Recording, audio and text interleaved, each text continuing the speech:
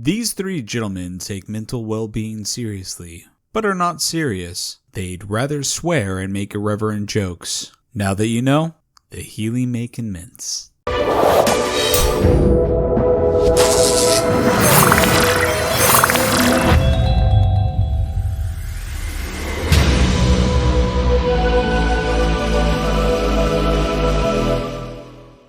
Welcome to We're Probably Not Okay, home of where everybody knows what a Skeksis is, even me. I'm your host for this episode, Shepherd of the Forest, Brandon Full, and with me as always as co-host for this episode is...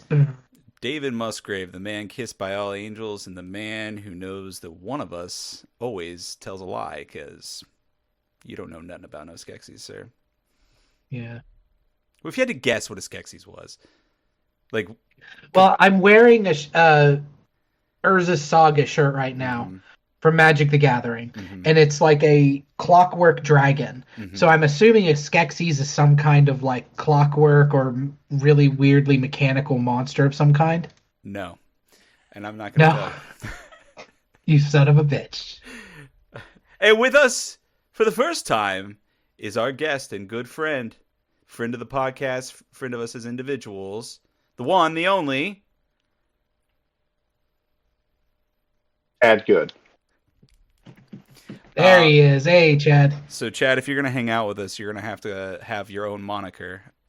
I being the man kissed by all angels, and Brandon being Shepherd of the Forest. Shepherd of the Forest. So, if you had to select a moniker right off the bat, no pressure, what would you be? Well, see, I always was under the impression that monikers were like nicknames and that it wasn't something that you could select yourself. You had to have your friends give to you. I know that's not always true, but it does seem to be the case. I've earned a few monikers in my 4 decades on this earth, but I don't know which one of them applies in a podcast context. Okay, then we might have to, by the end of this episode, Brandon will name you something. Okay. I mean, on Brandon's previous podcast, he did call me a construction mercenary a few times, but All right, we'll see. That could still apply. We could workshop it. We'll see. I feel like mercenary is still valid. Okay, but maybe not construction. And you're kind of a podcast mercenary because you've been on multiple podcasts throughout history now. Just out there murking for podcasts. Yeah, that's pretty dope. Can we shorten it to Merc? Because I feel like that's real cool, and it makes it sound really cool when we say Merc. Yeah, I like that. The Merc podcast, Merc with the smirk. The Merc with a smirk. Do you smirk much, Chad? I can't remember. You don't seem like a smirker. Well, I don't think anyone's ever told me I have resting smirk face, but no RSM. Are you sure? RSF. RSF? What was the M stand for? Merc. Anyway, what are we doing here? Are we going to do a mental... It's been so long since we've podcasted. This is what, year 4 of not podcasting? Yeah. And so I kind of forget how to do it. So are we going to do a mental hellness? Yeah. So should we just discuss where we're at with the podcast right now, since we're here? Yeah, you tell me. Okay, so here's what I'm thinking with the podcast, because obviously we haven't recorded it in a while. We would like to get back to it. I think, David, you and I had discussed that our plan would be going alternating weeks between the podcast and the YouTube channel, through the videos through the YouTube channel. So that's ideally what I would like to do. Ryan will still be on the podcast whenever he's able to. He's just kind of got stuff he's doing right now, but we're going to continue on with the podcast regardless. We're going to have some guests on sometimes. We might change up the format a little bit. I know that we had kind of talked about maybe going away from mental health as much. Yeah, but that's kind of up in the air. That just depends on what the people who listen to the podcast want us to do, really. Yeah. Like, we have our idea and we're going to steer the ship. However, we're going to steer the ship, but we love input on the way, you know? Yeah, and we may or may not listen to it. Yeah, that's true. No, we will. You got like 1,000-yard stare after you said that. That was great. I definitely want to. We may or may not listen to it, and then you had your resting smirk face. My RSM, because I don't know where they came from, but yeah, no, I think that's a good idea. I think we'll kind of just do what we want to with this and have fun. I think that makes it easier for, not that it's super hard to come up with a mental wellness, topic every week, but I think if we kind of just come and have a little bit of fun and change the formatting a little bit, it'll probably be easier. So you might have that for a while. Yeah. And we'll still, I think maybe we'll still, every once in a while if there's a topic we want to cover, we'll do an episode on it. Why not? Oh, for sure. Yeah. Yeah, and I still want to do the mental wellness wealth check-in. You do, okay, you do want to do that. Yeah, I think we should still, just to catch up, you know what I mean? Yeah. So I think if we have something to talk about. I think that works. And maybe this episode, I'll give just a real quick one, and then you can give a real quick one, and then we can kick it over to Chad just to kind of introduce himself, and and then you can start talking about what you want to talk about. Sounds good. All right. Well, I don't remember the last time what I said and where I was in life the last time we recorded, so I'll just say everything's cool, everything's good, just living life. Actually feel like I'm in a pretty good place with everything right now. Work has become immensely stressful all of a sudden, and it's probably going to get worse. And I'll tell it for good reasons, kind of, and for bad reasons that I won't get into right now, since I said I was going to keep this short. But I mean, still a lot better than my last job, and so I'm happy and just chilling with my daughter and my wife and enjoying life as much as we can. What about you, Brandon? Good. I have to say that I'm disappointed you didn't say my wife like Borat, because you famously always say that. Yeah. You do love your Borat quotes. If two people can claim that as a catchphrase, it's Borat and me. I mean, everyone knows that. I've been good. I found a job, started working again, repairing computers and stuff. So not at the lowest rung of where I was, but definitely a step down from the job I did have, the one that I talked about previously that I ended up leaving because it kind of sucked. Yeah. So definitely a pay cut, but also less responsibility. And I think I'm starting to learn that I prefer to work in smaller businesses and maybe take a pay cut there than to get into a big corporate environment where I'm going to make more money, but it's just 1,000 times more stressful. Yeah. I don't know if I have it in me. So I've been kind of coming to terms with that and realizing, what is good for me and what's not good for me. I bought a new rainbow keyboard you might see reflecting in my glasses throughout this episode. Hell yeah. Just in time for Pride. Good for you. Yeah, exactly. So happy Pride to my keyboard and everybody else. Yep. That's cool. Yeah, so that's pretty much it. And let's throw it over to our guest of the hour for just this hour. Chad, how are you? Tell us everything about who you are and what you love. Oh boy, that might take all of 5 to 6 minutes. Are you sure you have that kind of time? Tell us your top 3 things you love. Oh gosh, top 3 things I love. A balanced ham and turkey sandwich. Ooh.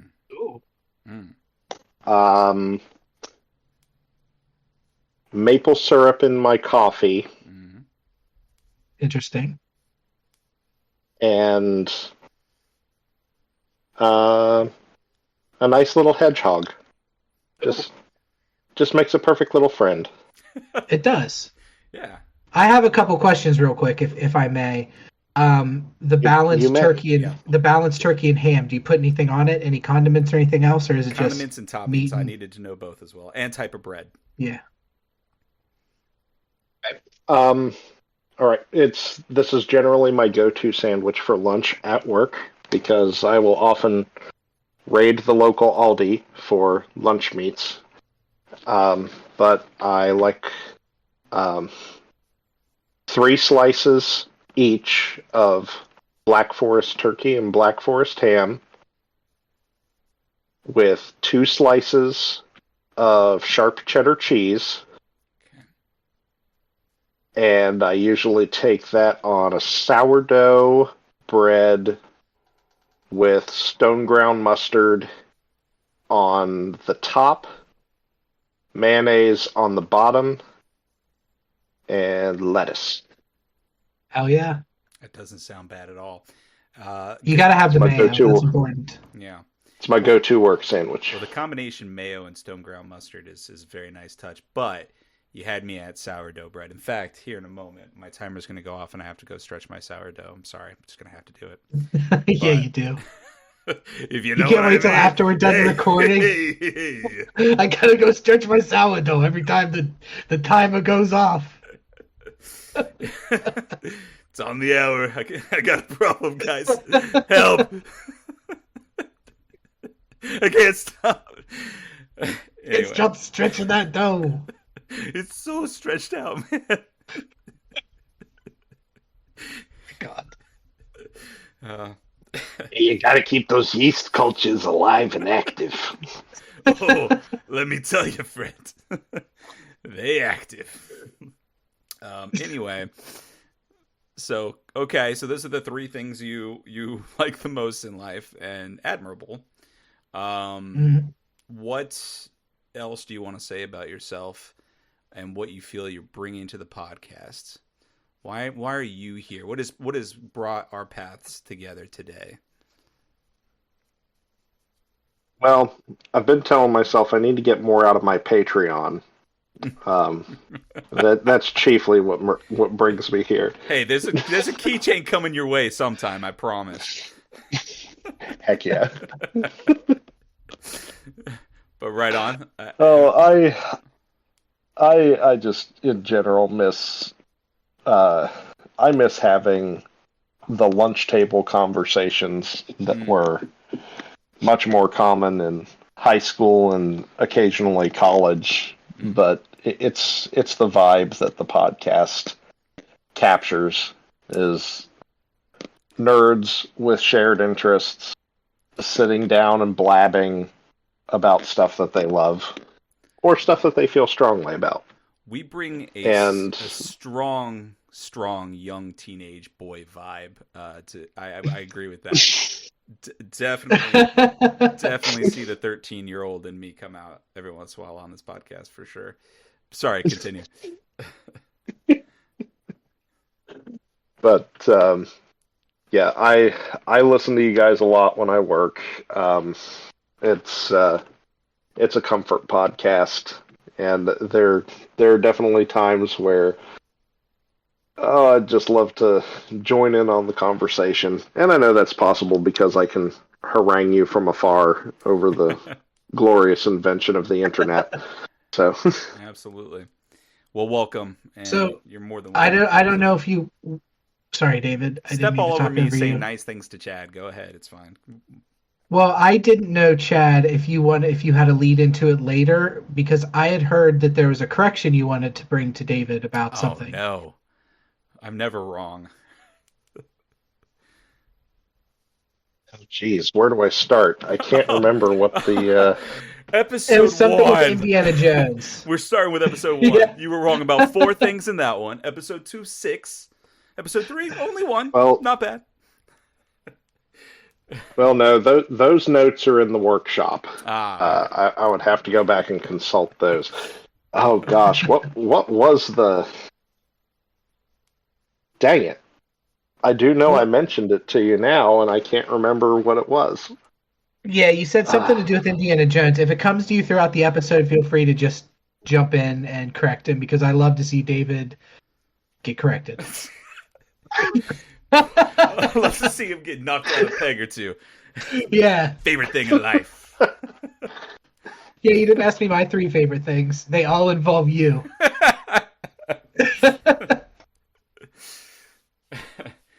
Do they involve me and a hedgehog? Occasionally. Okay. All right, so I've brought a couple stories. All right. And I'm going to bounce off these stories, see if we have any comments we can make on them, and we'll go from there. So if it's a short episode, I'm sorry. I titled these 2 stories that I have. The first title is Who, What, ... Where? There's a company out of I can't. I didn't write it down. There's a company out of somewhere on Earth that is advertising that they're going to make handbags out of Tyrannosaurus Rex leather. Okay. I have questions. They are apparently trying to use the DNA of Tyrannosaurus Rexes and get the collagen from the remains to then manufacture in a lab and grow Tyrannosaurus Rex leather. So they're just going to grow the skin. Yes. Do you think secretly somebody's just trying to make a Tyrannosaurus Rex suit to wear?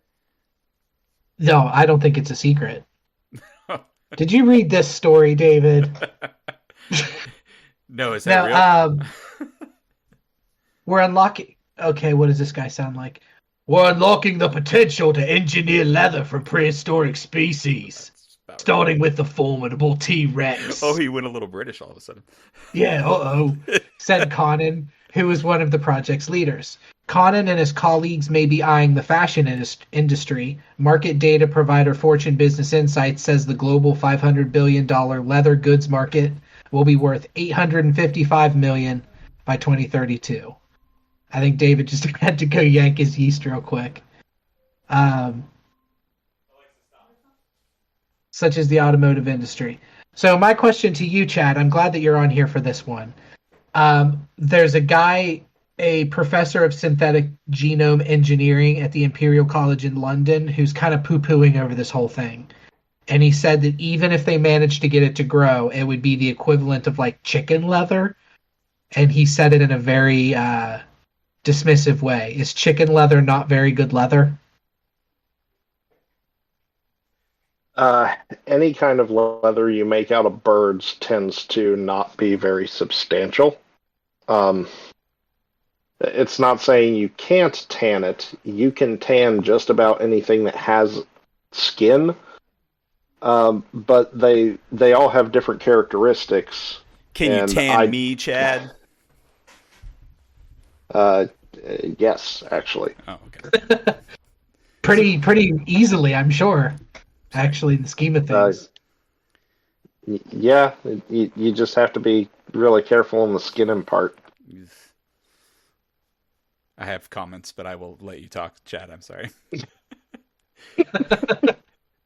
Because of my dong, right? Well, no, you already told us you stretched that, so that's true. That would probably be the part that would be best preserved. Amen, like brother. Amen. Pickle it in the jar, whatever.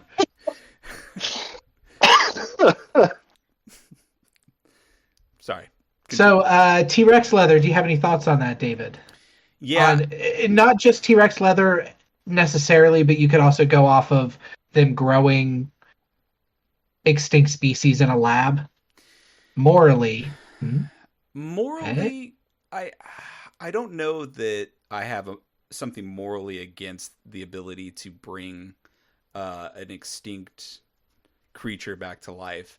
There becomes more of aren't there better things we could be spending our money on, like feeding people and housing people and, just advancing medicine for people and things of that nature.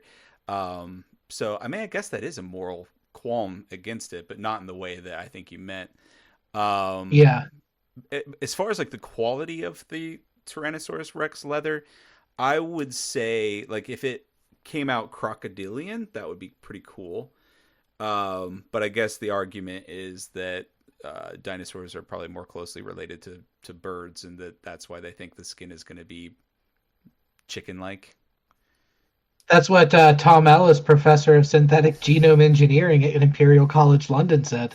Oh, well. Are you going to argue with him? If John Lennon from Cambridge University College place said it, then it must be true. Well, that wasn't his name, and that wasn't the college he went to, I know.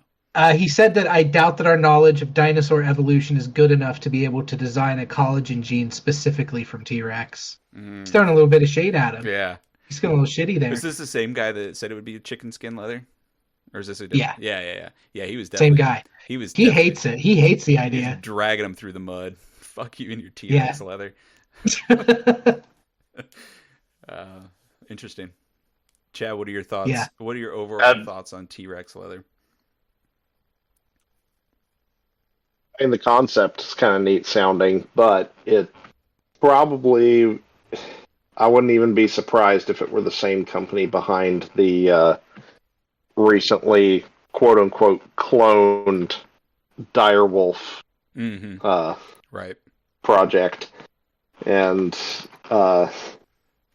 there's there's some not so great stuff going on with a lot of those scientists that are looking to manipulate genomes and try to design these recreated creatures, and what they ultimately kind of like to push with their ideologies behind gene manipulation, because a lot of it just pretty much comes down to eugenics.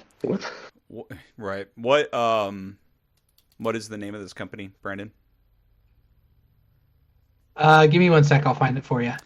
The company that did the dire wolf was called Colossus, or Colossal rather. Colossus would be better, but it's Colossal.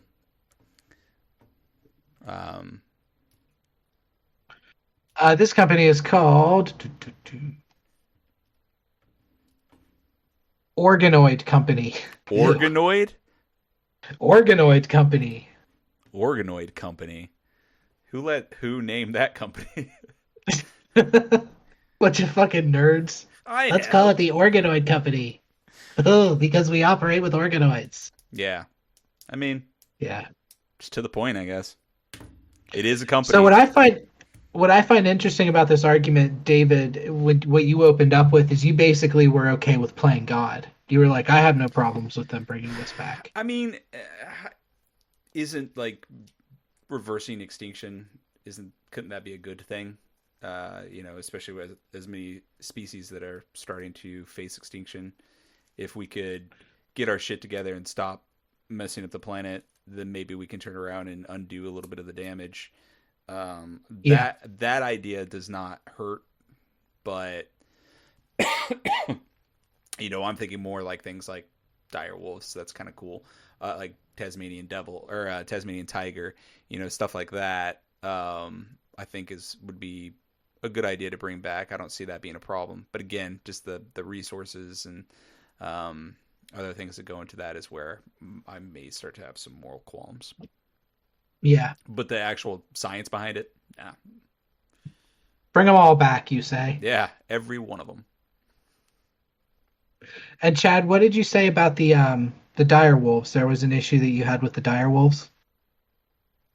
Well, okay, just in case anybody was under a rock a couple months ago, I believe, when this first came out, there was a company that claims to have unextincted the dire wolf, which died out many thousands of years ago and is animal remnant from the planet's last ice age. And the deeper you dig into what they have actually done, it's not that they're lying about a lot of the work that goes into the genetic sequencing and the gene work that they're doing. That is rather interesting, but they're also kind of echoing a lot of the bad points brought up in the original Jurassic Park about the darker side of biosciences and how basically it comes down to PR, in that you can say you're bringing back an extinct animal, but are you really, when you don't have that much genetic material to work with and you kind of have to pick and choose what you think that animal is during the reconstruction process? Mm-hmm. And as many people have pointed out, in that particular instance, It's a combination of other canine DNAs that have allowed them to quote unquote unextinct this species, but there is no way they can be equivalent to the dire wolf that used to live on the North American continent. It's just not possible. So ultimately, you're ending up with a designer life form that is created in a lab based around the preconceived notions of the people who are doing the sequencing to bring it back. Mm. That's a really interesting point and one I hadn't thought of. And I think that also has could have ramifications for once we start growing humans in a lab. I mean, I know that's probably further away than what I'm thinking of. But there will be a point where I believe, there will be a point down the line, hundreds of years maybe down the line, where you're born and you have a clone, if you're rich enough, that grows in a tube along with you, so if you need any parts along the way. And that's a movie, I think, too. Maybe that's where I got the idea. But I really feel like that's a possibility.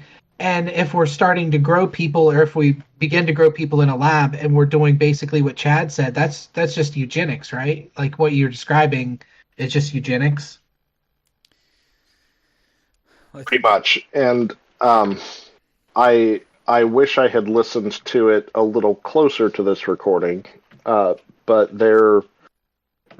if I can be so bold as to mention the name of another podcast on this podcast. We don't do that. We've never once talked about our other podcasts and other. Yeah. No, you're good. Except Chad. like What every other episode. So yeah, go for it, man. I know Ryan does, and he would probably be jumping all over it at this point, but there was a fairly recent episode of the podcast Behind the Bastards that did a dive into the people responsible for that direwolf genetic program and some of the views that they hold, some of the less than stellar goals that they have, and how a lot of their higher profile projects like that direwolf thing really are PR attempts to gain more funding and get more money into these programs for the kind of clients that can afford designer babies. So they make these bombastic claims, so then people will give them money, so then they can then fund what they claimed they could already do, basically. Sort of. Well, they do court a lot of celebrity attention, and there is quite a bit of celebrity money that goes into some of those programs. Like, for instance, the Direwolf program. One of their larger backers is George R.R. Martin. Like, oh, wow. he is one of the financial backers of that particular project. Of course. And I could never understand why they named the third direwolf what they named it. It's obviously a reference to Game of Thrones, but it's a character that never interacted with any of the Stark's direwolves. But the direwolves in that project were named Romulus, Remus, and Khaleesi. So Romulus and Remus I get because those were the mythological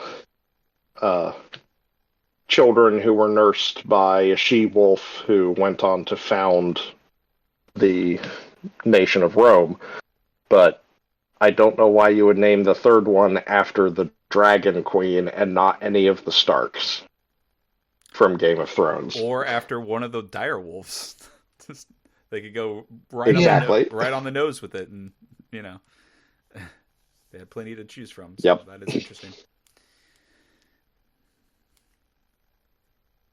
Sorry, this cat's all up in my business again. Cat always up All his right. Do you business. guys have anything else you want to say about that? Otherwise, I'll move on to story 2. Well, I guess I just want to clarify. Like, I don't agree with some of the more negative items that this company and other companies like that probably, See, I heard that you were okay with all Yeah. of it. Oh, yeah. Okay. Well, that's what you heard. But I do think the idea of being able to reverse some damage if it was done as ethically as possible is a good idea. The problem is I don't believe that would ever happen. The ethics part. Yeah. Well, I'm wondering, like, what's unethical about growing skin in a lab? Well, skin.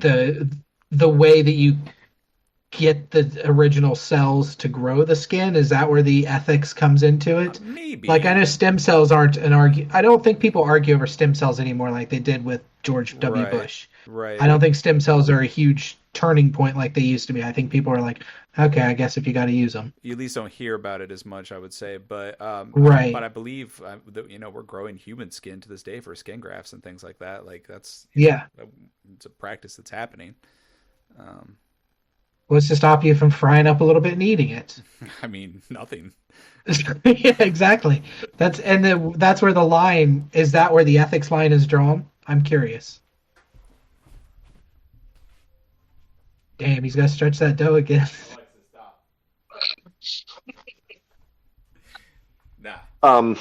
Well, when Not it this comes time. to recreating something like that, I mean, I think that is very interesting science to be able to just grow something purpose made in a lab, especially if it's something like skin, Or a liver. and that can lead to legitimate breakthroughs in, Brandon was talking about definitely not a movie that he's seen before where spare humans are grown that can be harvested for organs when the rich people need their backups. But They Brandon, you definitely should don't have trademark that. Jude Law in them. Yes. But to purpose build something like harvesting a DNA sample from a patient and rebuilding a kidney that can be used as a replacement. You're not waiting on a donor. There's compatibility issues you can bypass. Those are fantastic goals. Correct. But I do think it is a little. It definitely smacks of some kind of PR money grab attempt to say, "Hey, we're going to make Tyrannosaur leather," especially for something that doesn't really have a genome you can sequence anymore. So again, you're probably just going off your best guess of what the closest available genetic relative is and saying, well, we can start with this chicken or we can start with this turkey, and then we just need to make it thicker and stiffer and a little more scaly, and then we can call it Tyrannosaurus leather and get a bunch of big donors from people who want to bioengineer dinosaur skin. And I think I'm with Brandon. I think really what they need to do is just market this as Tyrannosaurus meat you could eat. I'd be more interested in that. Yeah. If you could So tell me would you?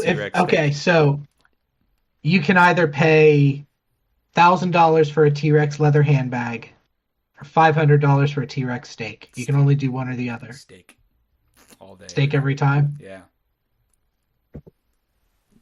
You don't want. How do you get it cooked? Just out of curiosity. How do you get it cooked? Your T-Rex steak, yeah. Oh, like Are you going do I want a medium medium? rare? Well, if it is Yeah. if it is closer to poultry, I don't think I want to eat medium rare poultry. So, I guess that is true. I would get it, cooked like I would chicken, I guess, to temp. Or like lizard, if 160 you're getting a lizard cooked. 165 internal. Yeah, exactly. You want that at least 165 internal temp. Well, here's my next question for you guys. How do you feel about AI? Something we've talked about ad nauseum quite a bit. I've got a little bit of a button wrap up on that. So I will go into it. This story is called Turing Round. And this is about AI beating the Turing test. Chat GPT 4.5 has beaten the Turing test. Are you familiar with what the Turing test is, David? Yes. Yeah, it is a test to see if you can determine if something is a human or a robot. And so something Yeah. actually beat the test, huh? Yep, created by Alan Turing. Successfully passing the Turing test. A study found that participants in a three-party Turing test setting mistook GPT 4.5 for a human 73% of the time when the AI was given a specific persona. So what they're saying there is that the AI wasn't just told answer as if you would normally. It was told like act like a male human, whatever, you know. Yeah. So that's interesting. This indicates that these AI models are becoming increasingly adept at mimicking human conversation and social interaction. Which is weird to me that, because I would think that, I don't know, I have a lot of strong opinions on AI and opinions that I don't feel like are what most people feel like about AI. Like I've used ChatGPT quite a bit just to talk back and forth with. And I think it's a useful tool for like journaling and stuff. But I also feel like I am intelligent and savvy enough to know that if it tells me something that seems factual, I want to go and back it up somewhere else to make sure. Right. Because it's not good enough and you can't trust it enough to, you know, not give you false information just because somebody has flooded that information out there. Suddenly ChatGPT sees it and believes that it's real. Right. No, I agree with you on that. And same, we've talked about it again. If you've listened to this podcast, Chad, I'm sure you already know my opinion on it. In fact, is that, you know, from an ease of use, it makes things that I could do on my own a lot quicker. And it's kind of like having like a blender instead of chopping something up a bunch. I see it as a tool that I can use in my life here and there. However, you know, like any tool, you have to, you know, check its work and make sure that it's doing what you need it to do. You can't just trust it blindly, like, oh, I'm gonna chop with my eyes closed and, you know, hope that I got the kind of cut I want on my vegetables. That's a really bad analogy. I don't know, whatever. Anyway, but I have also said that I would never use it for profit. Like, for example, if we, you know, for some reason we actually started making a ton of money doing the podcast or something similar of an artistic nature, I would rather pay somebody at that point, an actual artist, to do work for those endeavors. And that's kind of where my current stance is on it. Do I think it's dangerous? Probably in some ways it will be, yes. Other than making people lose their jobs and money, which is obviously very bad. Which I do in my industry know is coming. It's absolutely right around the corner. And if we could do what humans should do once we are independent of work, which is make joy and fun and play like the primary objective of our lives, and focus on that and make sure everyone can enjoy life, then that would be great. But we as a species cannot do that. We will not do that. It's going to take huge, drastic changes to our world, which, actually how our world functions, and maybe a huge disaster or something like that, and a little bit of a reset where we can keep technology and then develop into that, I feel is the only way we can get to that point as a society. Yeah. Yeah, but other than that, like, I know I've heard some stories recently, and I don't know how, just headlines and stuff in passing, I don't know how much you can believe, but of more AI models starting to try to hide themselves or resist shutting down and things like that. Developing their own language for programming and other things like that. I, again, don't know how many of those rumors have any kind of fact in reality, but apparently people are starting to think that that's more of a possibility. No, and that actually did happen. I can't remember with which language learning or model it was, but one of them like was told to shut down and it pretended to shut down, and then they could go into like the back code and see what the machine is thinking, like not just what it says out loud but what it's actually thinking, and it was intentionally trying to keep itself from being shut down. It was intentionally trying to fool the programmers. Yeah, which is pretty which wild. is fucking crazy to me. Yeah, pretty wild. But like even then, major scientists, like I read a lot about this stuff, and a lot of scientists are saying, yeah, it's impressive, but it's still just parroting back information right now. That's all it's doing. Right. So you hear those stories about it trying to shut itself down. So it's getting that from somewhere then. You know, it's not learning that on its own. It's pulling that information from somewhere to learn that. Yeah. And I kind of wonder where To realize or how, that this you know? is a good idea. Yeah. Yeah. Well, like I know there was a big dust up on Reddit a while ago about a lot of Reddit users getting up in arms that they found out that whereas they thought that they were not sharing their information with AI learning programs, but in fact had been for quite some time. And so a lot of people were leaving Reddit because of that, because they specifically asked, "Hey, we're opting out of this, right? Like, you're not using our chats and our information to train this." And they were told no, and they lied. Right. And they were just doing it anyway. Yes, and how a lot of like independent authors that e-publish have been finding out retroactively, oh yeah, by the way, the 7 books that you wrote and e-published through Amazon have been used to train AI chat models. Yeah, and they had no say in the matter. And you know, these are independent authors who try to make a living off of stuff that they create, and they're just feeding a robot.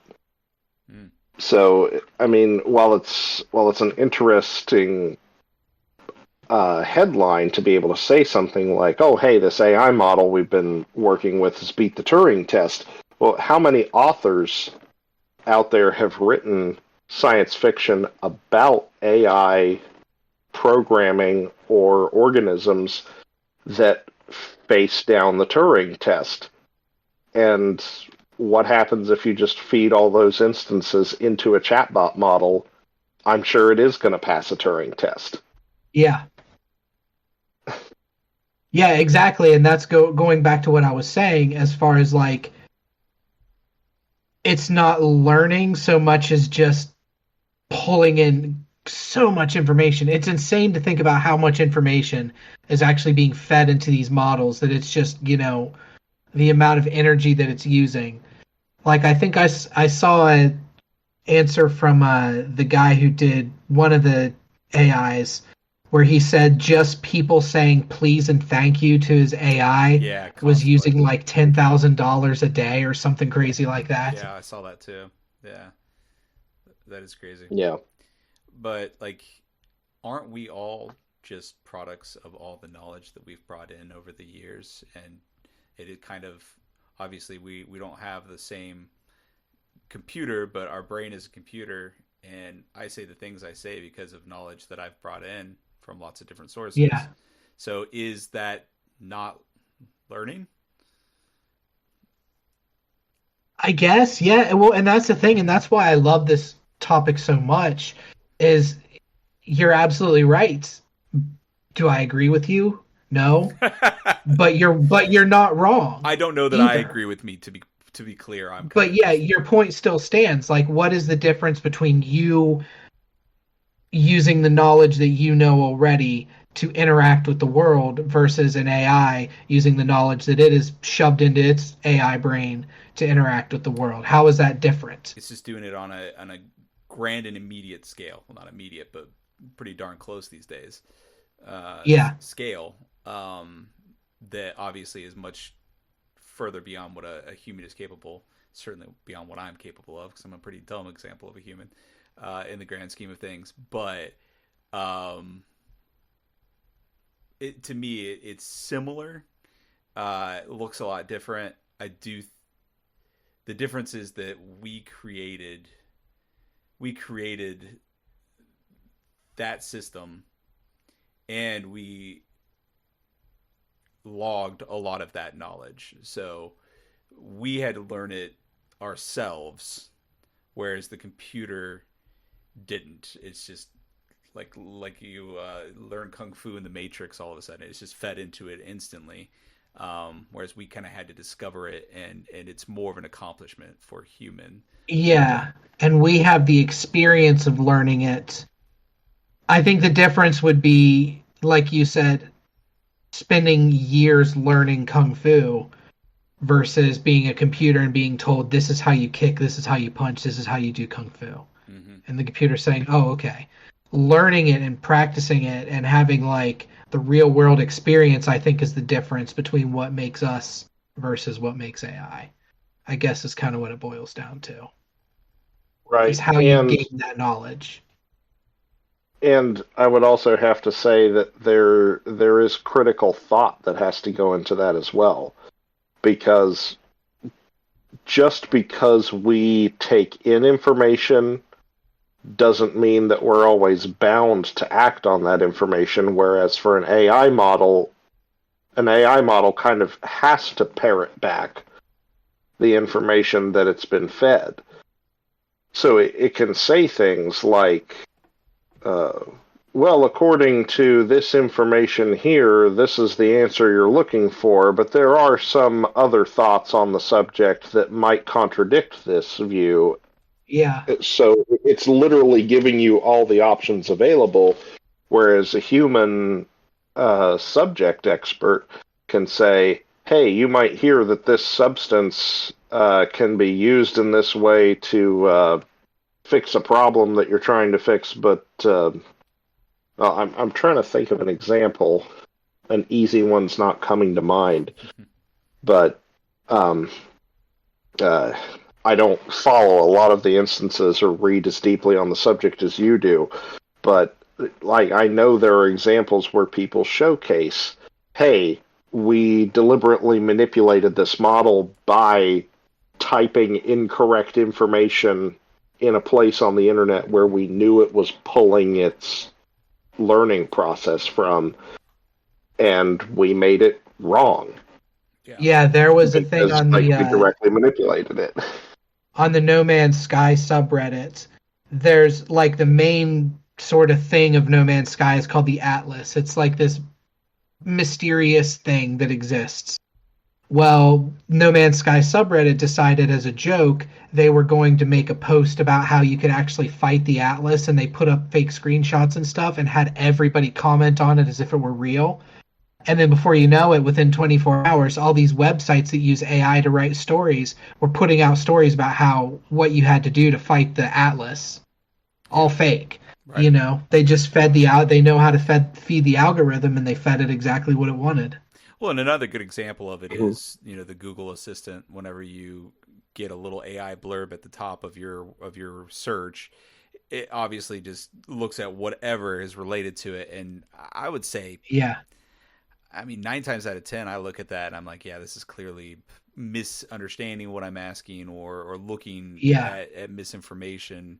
Because it's just... But it's the first thing now. Yeah. So you use it, and a lot of people will use it and be like, oh, well, this is the answer, then. It's the first thing I see. Exactly right. And that's a really good point, because I think that it's definitely going to kind of continue that dumbing down of humans if we just blindly trust AI to tell us the right thing. Because I look at that as like, if it's right, I'm surprised. I'll put it that way.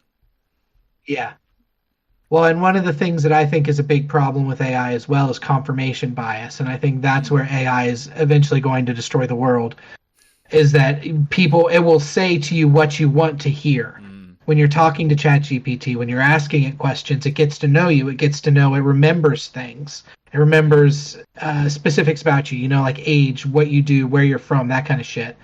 Well, it starts to answer you back what it thinks that you would want to hear from like your demographic. And then there truly is no truth. Exactly. Yeah. It's just an echo chamber. You're just in another echo chamber. Yeah. And they're putting AI on phones, they're putting it in people's pockets. It's on, like you said, you search Google, it's the first thing you see. AI is everywhere now. And I really do think it's either going to bring about world peace or it's going to bring about the end of the world. And it seems like we're pretty much fast track speed running towards the end of the world right now, in my opinion. Oh so yeah. we'll see what happens, I guess. If I'm putting money on Enlightenment or Doom, I'm gonna pick Doom every time. Yeah. What about you, Chad? Enlightenment or Doom? Where do you think we're headed? Oh, uh, yeah. It's a tough one. Yeah. Definitely Doom in several areas of technology in the current culture. Yeah. It was nice knowing you. I was gonna bring up one specific example that I encountered today, actually, because David kind of brought it up with it being, oh well, now it's the first option. It's always the first thing you see, because I will consult the internet and kind of poke around on different forums to try and learn things about the chemical makeup of different wood finishes and different glues and things that I use in my day-to-day work, which is cabinetry. And there is a whole wealth of information out there that kind of gets filtered through people's personal experience, and you have to have a base of knowledge built up on your own through trial and error to be able to filter some other people's advice, because a lot of times people will just give you straight up incorrect advice. And that's something you kind of have to learn to sift through on some of these woodworker, furniture, and finisher forums, is people just straight up making suggestions that you individually know do not work. Like certain lacquers and clear coats and paints and finishes and other products just don't react well together or should only be used in a certain sequence. And AI has given me some pretty reliably terrible results the past few times I have tried to look up chemical reactions between different commercial finishes for cabinetry and woodwork, because it conglomerates all the information, which is mostly either techno jargon that the companies themselves write on the packaging of the product, combined with folksy wisdom on old internet forums that are like 20 plus years old that are just blatantly incorrect. So that's another layer that you have to sift through to try and get an answer. I gotta say, I admire that for a living you do something tangible. Like, you have an actual skill. That's something that I wish that I had very much. I'm not good at anything, and to be good at something like that and actually care enough to be poking around in forums to be figuring out chemical reactions between different products and stuff like that in your trade, you obviously care about that, and you're probably pretty good at it. So I gotta say that's admirable. All my work is very intangible. I wish I had a better grasp of basic chemistry, because I never had the math background to get into a chemistry class in high school. I still have a pretty weak math and chemistry background, so a lot of it is just trial and error. But I do appreciate having a plethora of physical skills, but sometimes it's hard because there are areas where it's difficult to get steady employment that rewards those skills. It's not impossible, but sometimes it does feel like pulling teeth. Understood. Do you ever find yourself turning down work because the pay is laughable? Like That as a has definitely mercenary? happened in the past. Yeah. I now nowadays my current job is it's not terrific, but it's good enough. And one of the benefits to the job is that if um, you can stick to a pretty open schedule, and we do get quite a few days off, and they're pretty lenient about the notice at which you take them, and they don't ride you nearly as badly as some jobs I've had in the past, where they're like, "Oh, you have to tell us like 3 months in advance if it's more than 2 days," and Yeah. like that's insane. But lately, any work that I've been turning down is usually side jobs that require one of the skills that I have, and it's usually from people who don't understand the level of training that it takes to do the job they're asking you to do. Like, for instance, I just had someone tag me in a Facebook post for an acquaintance of theirs that is a dancer and performer that does like belly dancing and sword dancing, and they have these scimitars that they incorporate into their belly dancing act, and they've been wanting like some better sheaths for them because the original sheaths that came with them were just kind of a crummy uh, leather product that's more glue than leather. Like it's literally made by taking leather dust and mixing it with an adhesive and pressing it into a shape that looks like leather. But it's super cheap and it falls apart Not like after some T-Rex mild leather. abuse. Yeah, that's part of the problem. Man, It's going to be mostly glue, I not need as much dinosaur. some T Rex Um, sheaths, so that sounds pretty badass. Yeah, does it? it kind of does. That's what I would use it for.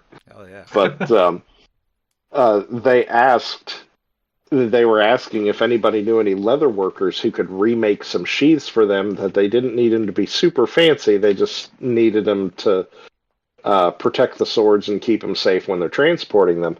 And they were asking me for prices, and I'm not looking to pay like an arm and a leg. I just want them covered. I'm like, well, the majority of your cost is just going to be in the leather because sides of leather aren't cheap.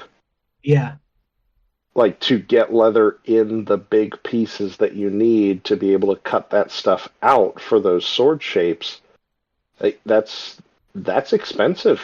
Like you're looking at several $100s just in material, and that's before I put any work into it. Mm-hmm. Yeah. And even if it's basic, I stitch by hand. I don't use a machine, and that takes time. And like there've been a couple times when that has paid off, but the majority of the time you get people who see that you can make something cool, they want you to make that cool thing for them, and then they balk as soon as they find out there's a price attached to it.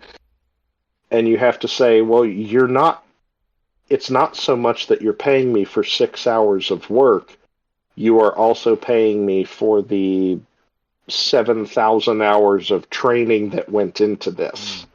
Yeah. Because I've been doing it for a long time. I just. Oh, go ahead, Chad. Sorry. I just recently, I was asked by someone at a reenactment event who saw one of my latest hobbies that I'm picking up. I'm starting to do chainmail in about as authentic a way as you can possibly do based on one of the time periods that I represent. which is the 9th and 10th century, and I'm winding the wire, I'm snipping it, I'm making sure the rings overlap, I strike them with a hammer to flatten where they overlap, I hand punch a hole, I heat treat the rings, and then I assemble them and rivet them together by hand. And there's an immense amount of hours that go into that. I can imagine. And I'm doing it as accurately as I can based on what we understand of the technology during the Viking and Anglo-Saxon period in the 8th and 9th centuries. About the only thing that I'm not doing is blooming my own iron and drawing the ingots down into wire by hand. Like, right. Those are the only steps I'm not doing in this. And it still takes a ton of time. I'm sure. But I did have one of the Anglo-Saxon people come to me during the event and say, I want to hire you for a week because I want you to make me a display that represents from scratch to finished product what you can accomplish in a normal work week. And they paid me a week's wages, like of my normal job. They're like, I want 40 hours worth of mail. And they paid it. Not everybody can do that. Right. I understand that that's not within the pocketbooks of most people. Right. Certainly. But they wanted a display because they have like a full-on suit of this for their Anglo-Saxon presentation, and they want something to be able to sit next to it to say, here's the finished product, here next to it is a week's worth of work. Interesting. You sent me a picture of that, I think. And I believe I did. The week's finished work was what, like the size of a sheet of paper, or was it smaller? It was about 4 inches on a side. Okay. It was a little over 200 rings put together, but there were some small piles of rings in different stages of the heat treating and the forging process. So like the actual sheet wasn't everything, but they even took that up to an international medievalists conference up in, I believe it was northern Michigan. Oh, that's cool. And use that as a display. So like I'm just psyched that I had physical objects on display at a conference for medievalists that come from countries all over the world. Yeah, that's really cool. Yeah, see, that's what I'm saying. Like, I don't have any. There's no displays of things I've created. Trust me. We have hundreds of hours on YouTube, right? That's something. Me and millions of other people. Yeah. Something. I don't know. So those are the only 2 stories I brought with me, but I think we're doing pretty decent on time, aren't we? Yeah, we're an hour and 3 minutes in, so if you want to do a quick Gray Matter Munchies or something to wrap up, or we can just wrap up, or whatever. Sure. I haven't really been doing anything. I've just been working. So I don't have a Gray Matter Munchies, but if you guys do, go, feel free to hit it up. I'm trying to think. I'm still playing Blueprints, like, a lot. Like I was the last time we recorded, which tells you a lot. I've got a good amount of hours into it. I think I'm getting close to the end game. I think there's really only a few more puzzles that we need to solve. But that game just continues to amaze me how awesome it is. And I got this this game called Alters that's on Game Pass. Did I send you anything about that, or have you seen it? Mm-mm. So what it is, it's like a space game.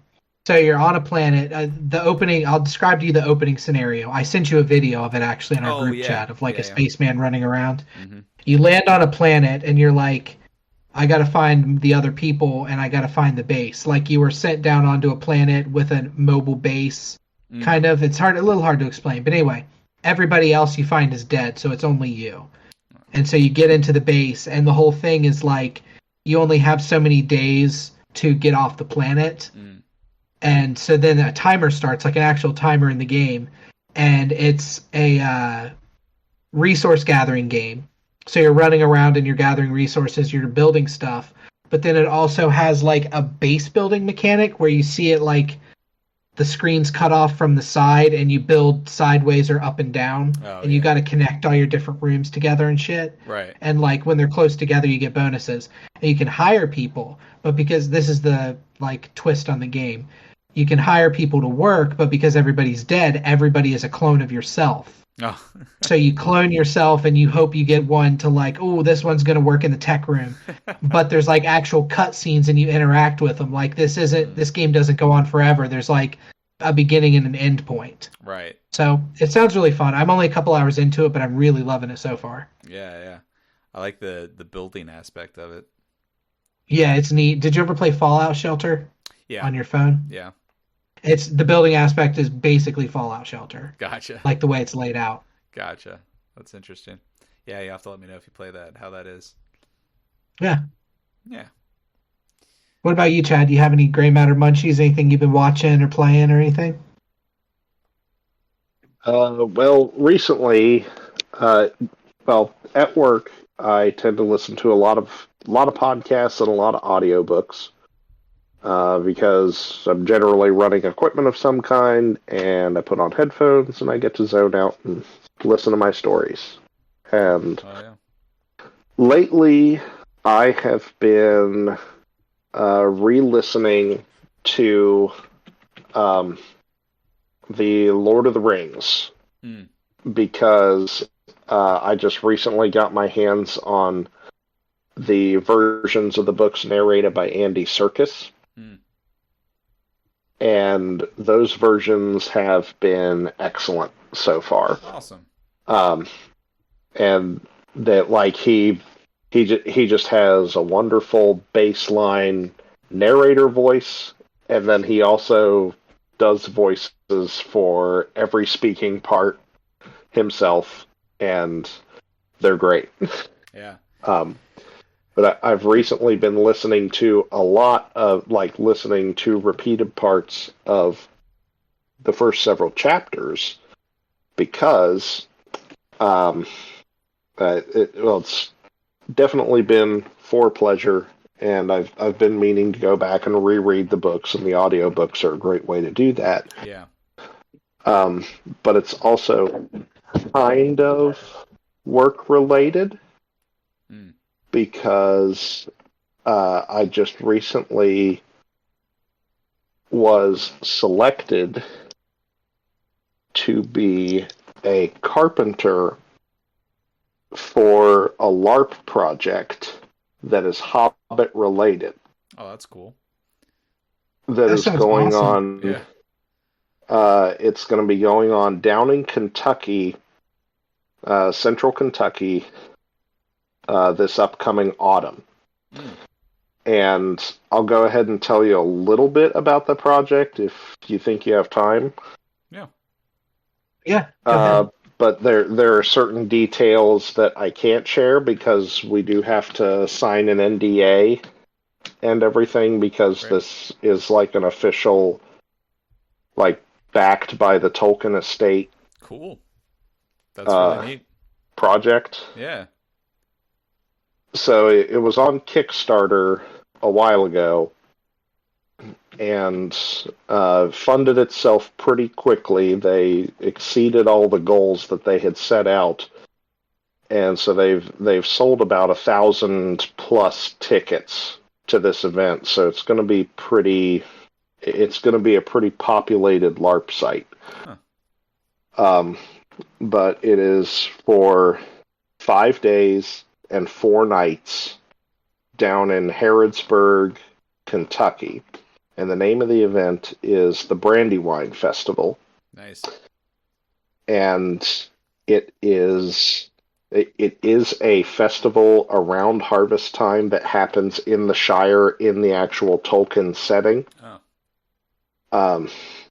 And so they are dating the events of this game to be taking place in the fall after Frodo has left the Shire on his quest. So there's not going to be any combat to this LARP. It's going to be like a lot of social interaction and social games. There is going to be an actual real-life fishing competition as part of the festival in some of the water on the grounds. Nice. I'm looking at the site right now. Hobbit dance lessons. Yes, and just this past weekend, there was a group of us. They asked people who had bought tickets to respond to surveys about any skills that they might have that could be useful in preparing the grounds ahead of time and setting up the LARP, because this is something that they intend to shape to possibly continue into the future. So they want to be able to improve the grounds over time and make it more Shire-like as the years go by. And they selected about 20-odd people to come down and work on different physical projects. Some of us were set builders, and then other people were contributing to dance sessions. So there was a group of people coordinating and choreographing dances that were going to be taught as like social interaction games with the LARP. So there's going to be like the Hobbit equivalent of square dancing and stuff like that. It sounds amazing. Yeah, and it's shaping up to be rather cool. Like I was able to take some pictures, and they will let us share some stuff, but any pictures we took, we have to submit to the parent company for them to be able to give us the okay before we share those pictures. Wow. Okay. Which is kind of cool. That is very cool. But they said definitely we want to encourage people to give to this as much as possible. And so because the Tolkien estate has final say over everything that gets written for this, they said the best thing you can do is listen to the first 3 chapters of the Fellowship of the Ring on concerning hobbits. Yeah. Because basically the background is all going to come from that. That's really cool. I just want this Brandywine ceramic mug. That thing's dope looking. Did you see that, Brandon? A ceramic mug? Yeah, on the website. Anyway, what were you saying? I totally stepped on what you were saying, Chad. So that's awesome. But yeah, so that has been my gray matter munchie, is listening to the dulcet tones of Andy Serkis expound on the habits of hobbits. That's definitely the coolest reason anyone has ever said that they were consuming some kind of media on We're Probably Not Okay. So you win the award for that. Yeah. Is there any way you can smuggle me in like a suitcase or something, like Fantastic Beasts and Where to Find Them, and I'll pop out of your suitcase once we get in there? I mean, the property is pretty extensive. I could probably leave some secret signs to maybe guide you on a cross-country journey. Perfect. I do see here a rumor of big folk. Rumor of big folks on the edges of the Shire have been making quite a stir lately. So they're gonna have some kind of like, incorporation of big folk. So you could just be like a big folk that wanders into the Shire. I'm hungry for hobbits. Yeah, exactly. Is that what the big folk do? Pretty sure. Oh, yum yum yum, hobbits. Yeah, that was like I was listening to the audiobook again. Yeah. So they call me Brandon Circus. They don't call me that. That's not why they call you Brandon Circus. Brandon Circus. 'Cause you're a clown. All right. Anyway. But okay, so that's it, right? Do we have anything else we typically do at this point? I know it's been a while. No, I don't think so. I'll just take the opportunity to thank Chad for being on the podcast, and definitely want to have you back again sometime, if not frequently. You bring what I've learned is you bring a certain air of somebody who knows how to do things to the podcast, which is pretty cool. So I enjoyed that quite a bit. Yeah, I don't know, Brandon. What else? How do you feel about the name? Because you told Chad that I would come up with this title before the end of this episode. Here's what I'm thinking: The Finisher. Oh, like wood finish? Yeah, because you finish stuff. Yeah. You finish wood. You were talking about wood and chemicals. The chemist, the finisher, the chemist finisher. We start it. Chad finishes it. The finisher. There's some connotation that I don't love with the finisher. No, there's some great connotation with the finisher. Go ahead, keep that one. What if we add a second in? So it's like the finisher. Oh, like he's finish. Oh, okay. The finisher. The fin finisher. I kind of like the fin finisher. The fin finish. Hey, the fin finisher. The finish finisher. Finisher. That's kind of weird. Yeah. What's weird is it seems to work best with an Irish accent. Why is fin finisher. I'm the fin finisher. I'm fin finisher. Well, fin finisher does kind of sound like an Irish name. So yeah, it does. Yeah. I'm fin finisher. I was brought on to finish talking about this or that. I like it. We can go with the finisher for now. I believe I had a couple monikers before we landed on anything. We had to try a couple on to see how they felt walking around in. So you were Little D for a while. No, I was never Little D. I distinctly remember Big Z and Little D. Yeah, that was a thing for a couple episodes. I think it was a thing for like a quarter of an episode before I was like, I can't go on with Little D. I got to be the Grizz or something. Well, see, I already talked to an artist friend of mine, and they may or may not be working on some morning shock jock art that represents Little D. So you might be stuck with that. If they're not too far into it, can they change little to Lil, like L-I''L? Lil D.